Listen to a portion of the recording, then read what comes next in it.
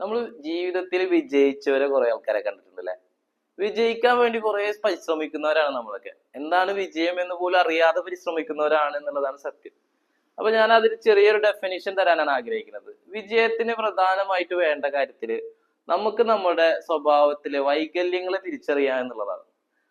വൈകല്യങ്ങളെ തിരിച്ചറിഞ്ഞവൻ വിജയിച്ചു എന്ന് ഞാൻ പറയും.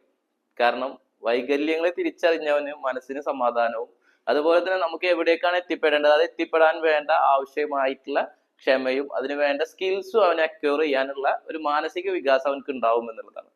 സോ അങ്ങനെ വൈകല്യങ്ങൾ തിരിച്ചറിഞ്ഞവൻ ഓൾറെഡി വിജയിച്ചു.